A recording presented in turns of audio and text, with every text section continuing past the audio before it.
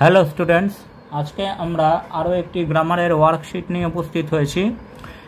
এখানে চলো শুরু করা যাক। প্রথমে বলেছে fill in the blanks with articles and preposition, অর্থাৎ আর্টিকেল এবং প্রিপোজিশন দিয়ে আমাদের এই প্যারাগ্রাফে যে ফিল ইন দ্য ব্ল্যাঙ্কস আছে সেটা সমাধান করতে হবে। দেখো, প্রথমে বলেছে I usually go dash bed early, অর্থাৎ আমি তাড়াতাড়ি ঘুমোতে যাই। তাহলে আই গো টু একটা দিকে বোঝাচ্ছে, বিছানার দিকে বোঝাচ্ছে, তাহলে গো টু বেড আর্লি। তারপর বাট ড্যাশ হলিডেজ, তাহলে on holidays, on holidays. Dash Sundays, on Sundays. I am often late, but never dash more than dash hour, 1 ঘন্টার বেশি দেরি হয় না, but never by more than an hour. However, I wake up early dash the morning, in the morning, সকালে তাড়াতাড়ি উঠি। এইবার তারপর বলেছে ট্রান্সফর্ম দ্য ফলোয়িং সেন্টেন্স, এই সেন্টেন্সগুলোর পরিবর্তন করতে হবে, রূপান্তরিত করতে হবে। এভরিওয়ান লাভস হিজ মাদার, সবাই তার মাকে ভালোবাসে। ইন্টারোগেটিভ, এই সেন্টেন্সটি ইন্টারোগেটিভে লিখতে হবে, অ্যাসার্টিভে আছে, ইন্টারোগেটিভে লিখতে হবে। তাহলে অ্যান্সার হবে who does not love his mother, who does not love his mother, দিয়ে কোশ্চেন মার্ক দিয়ে তারপরে বিএডটা বলেছে রুলস আর নেসেসারি থিংস, নিয়ম হচ্ছে প্রয়োজনীয় জিনিস। এটি নেগেটিভে লিখতে হবে, পজিটিভ বাক্য আছে সেটিকে নেগেটিভ সেন্টেন্সে লিখতে হবে। তাহলে রুলস আর নট হয়েছে, এবার নেসেসারির নেগেটিভ, ডবল নেগেটিভ হয়ে গেলে মিনিং একই থাকবে, আননেসেসারি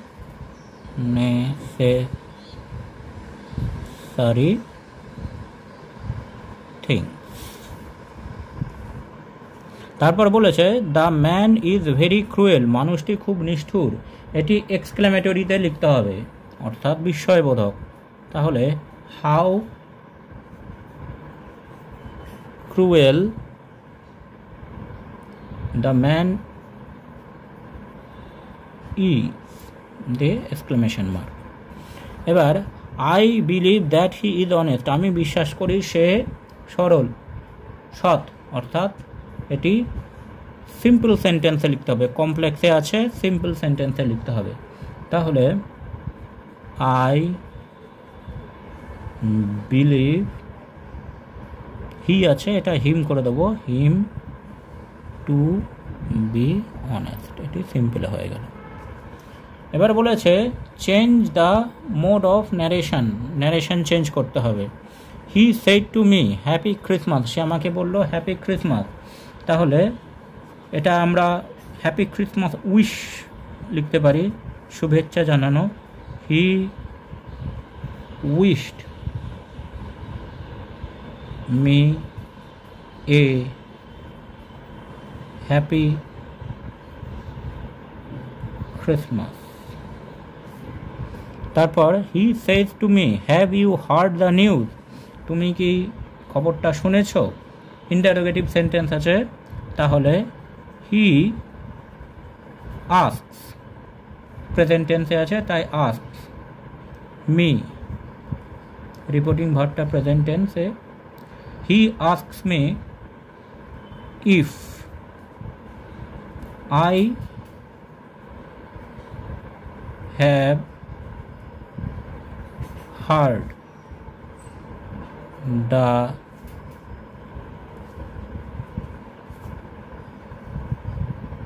news. তারপরে she said I get up from bed early, সে বলল বলেছিল সে সকালে তাড়াতাড়ি ওঠে, ঘুম থেকে তাড়াতাড়ি ওঠে, তাহলে এটি একটি অভ্যেস বোঝাচ্ছে। তাহলে she said that she gets up, যেহেতু অভ্যেস বোঝাচ্ছে এটা প্রেজেন্ট টেন্সে আছে, প্রেজেন্ট টেন্সেই থাকবে। Gets up from bed early. তাহলে এইভাবে আমরা ন্যারেশন চেঞ্জগুলো করব। ন্যারেশন চেঞ্জের নিয়ম এবং ব্যবহার তোমরা এর আগের যে ন্যারেশন চেঞ্জের ভিডিওগুলো আছে সেখানে ভালো মতন দেখে নিতে পারবে। এবার এখানে আছে ভয়েস চেঞ্জ। ভয়েস চেঞ্জ করতে হবে আমাদেরকে। He does not drink milk. তাহলে এখানে সাবজেক্ট হচ্ছে হি আর অবজেক্ট হচ্ছে মিল্ক। তাহলে যখন আমরা ভয়েস চেঞ্জ করব প্যাসিভ ভয়েসে লিখব মিল্ক ইজ নট, ড্রিঙ্ক থেকে পাস্ট পার্টিসিপল হবে ড্রাঙ্ক, বাই হিটা হয়ে যাবে him, is not drunk by him. তারপরে it has done much good, it has done much good, এটা বেশ ভালোই কাজ করেছে। তাহলে এখানে অবজেক্ট মাচ গুড, এই পোর্শনটা অবজেক্টের মতো কাজ করছে। তাহলে মাচ গুডটা আমরা প্রথমে লিখব মাচ গুড হ্যাজ, বা পারফেক্টে থাকলে আমরা বিন কথাটা বসাবো, been has been done by it, past পার্টিসিপলে ডান ডান থাকবে। তারপরে how were they building the house, how were they building the house, এটা ইন্টারোগেটিভ সেন্টেন্সে আছে। তাহলে ইন্টারোগেটিভ সেন্টেন্সটা ইন্টারোগেটিভ সেন্টেন্সই থাকবে। হাউ ওয়াজ দ্য হাউস, যেহেতু কন্টিনিউয়াস টেন্সে আছে, কন্টিনিউয়াস টেন্স হলে বিং কথাটা বসে। How was the house being, আর বিল্ডের থার্ড ফর্ম হচ্ছে বিল্ড, বিল্ড বাই দেম দিয়ে question mark. How was the house being build by them. এবার এখানে বলেছে join the following sentence, join করতে হবে আমাদেরকে। প্রথমে বলেছে এ বয় কেম টু ইউ, একটা ছেলে তোমার কাছে এলো, হি ইজ মাই ব্রাদার, সে আমার ভাই। রিলেটিভ ক্লজ দিয়ে জয়েন করতে হবে। তাহলে দ্য বয়টা এভাবে আমরা করতে পারি, দ্য বয় হু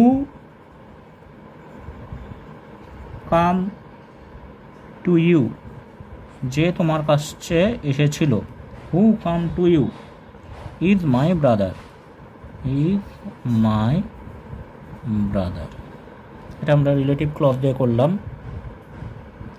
তারপর হি কেম হোম, সে বাড়ি এসেছে, হি হার্ড এভরিথিং, সে সব কিছু শুনেছে। অ্যাডভার্ব ক্লজ, অ্যাডভার্ব ক্লজ দিয়ে আমাদেরকে করতে হবে।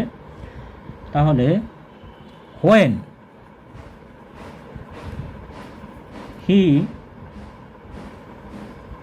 কেম হোম, যখন সে বাড়ি এলো, he heard everything, he hard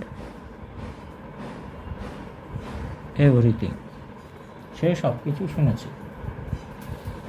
এবার সি এরটা শেষেরটা, he could not play well, সে ভালো খেলতে পারেনি। ইট সারপ্রাইজেস আস অল, এটা আমাদের সবাইকে অবাক করেছে। নাউন ক্লজ দিয়ে জয়েন করতে হবে। তাহলে নাউন ক্লজ দিয়ে জয়েন করতে হলে it surprise us all that, that দিয়ে আমরা জয়েন করে দেব, দ্যাট হি কুড নট